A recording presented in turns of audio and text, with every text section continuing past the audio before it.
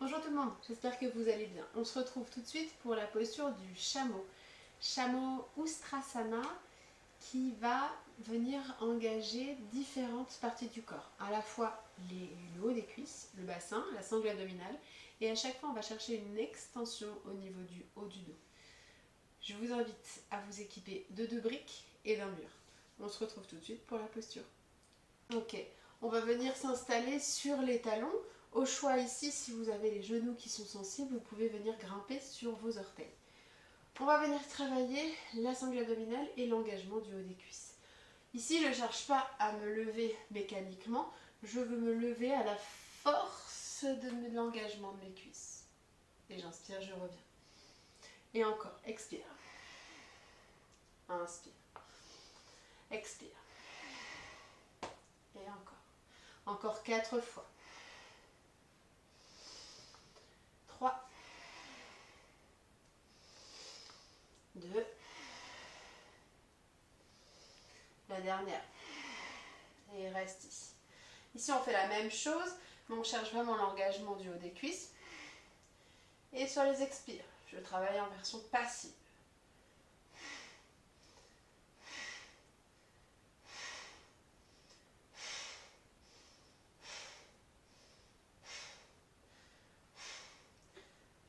Ok, on relâche ici, bien se ramener les fessiers sur les talons.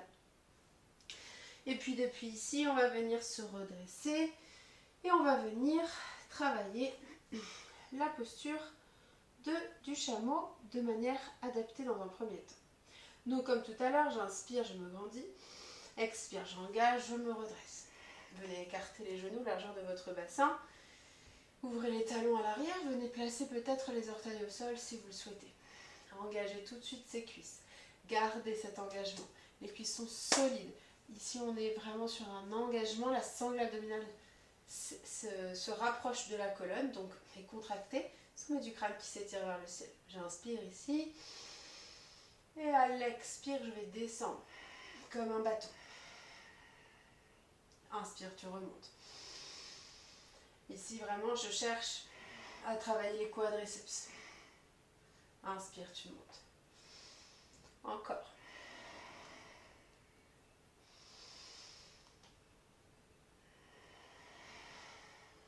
Encore 3.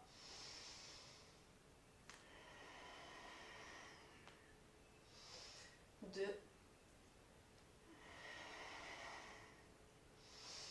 Et le dernier.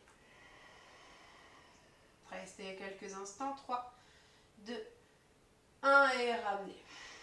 Ramène les fessiers sur les talons et tire à l'avant, étire le dos. Ok. Et puis redressez-vous. Et on va venir cette fois-ci, ramener les mains au niveau des fessiers. Au niveau du sacrum, ici les 2 mains qui viennent s'installer, les doigts qui regardent vers le bas et venir chercher à engager les cuisses et le bassin vers l'avant. J'inspire, je me grandis. Et à l'expire, je vais chercher juste cette micro-ouverture au niveau de la cage thoracique. Ne cherchez pas pour l'instant à descendre, ni à ramener la tête en arrière. Je veux juste chercher à envoyer le plexus solaire vers l'arrière. Poussez sur le sacrum et ressentez les 2 omoplates qui se rapprochent l'une de l'autre et qui s'étirent vers le bas. Ok. Sentez dans les épaules.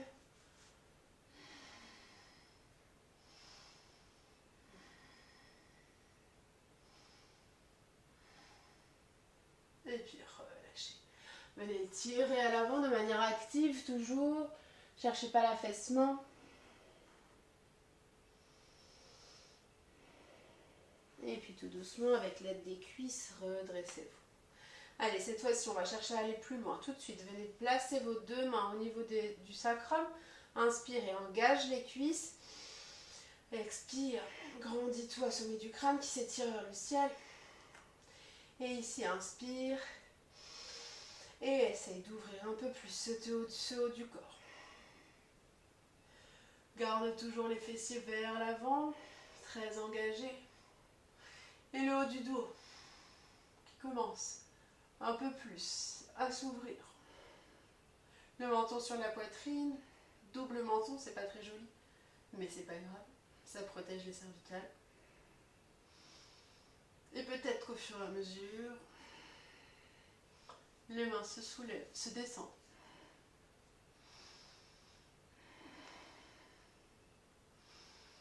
Ok, pour ramener, si vous aviez le menton détaché, peut-être ramener le haut du corps, ramener les deux mains sur le sacrum et relâcher et étirer la posture à l'avant.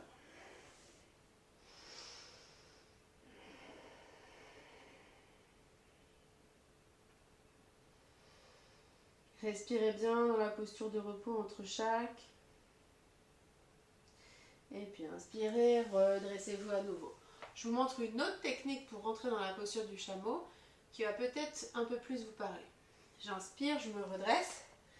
Je viens définir ce bâton comme tout à l'heure, sommet du crâne qui s'étire vers le ciel. Puis j'inspire. Et comme tout à l'heure, j'engage les quadriceps à l'avant et je descends légèrement vers l'arrière. Une fois ici, je viens pousser le bassin et venir chercher à ouvrir. L'engagement des ischios est très actif.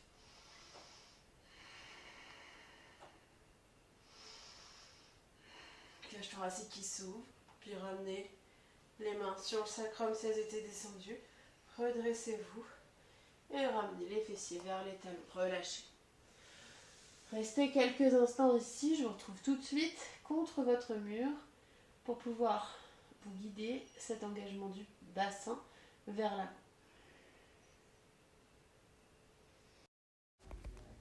Voilà, je vous montre juste un gros plan sur le bassin. Donc le bassin est très très collé.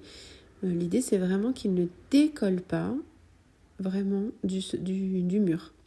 Voilà, vous essayez de chercher à ouvrir le haut du dos. Du coup, le bassin, lui, reste vraiment collé au mur. Je vous montre tout de suite et je vous guide dans la dernière partie de cette petite vidéo.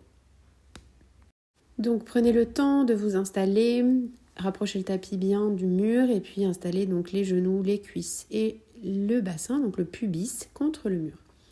Cet exercice, il est bien aussi pour comprendre l'engagement du pubis dans toutes les postures d'extension. Voilà, l'idée c'est qu'on ouvre les épaules et les mains descendent le long des cuisses avec le pubis qui reste très engagé.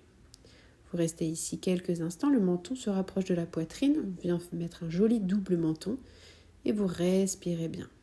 Cherchez à faire de l'espace dans la poitrine. Et pour remonter, vous remontez tout doucement, venez vous asseoir sur vos talons et détendez l'extension avec un mouvement inverse. Et voilà, c'en est fini pour Ustrasana, la posture du chameau. Pour pouvoir récupérer de cette posture, entre chaque posture que vous ferez, n'hésitez pas à venir en posture d'étirement. Balasana, la posture de l'enfant avec les mains étirées à l'avant pour garder le dos actif et garder de l'activité dans le corps. Une fois que vous avez terminé avec tous les différents chameaux que vous aurez pu mettre en place, prenez Balasana, mais cette fois-ci en version plutôt restaurative avec les mains le long du corps et vraiment en mode détente. Restez-y quelques instants. Je vous souhaite une belle pratique et je vous dis à demain.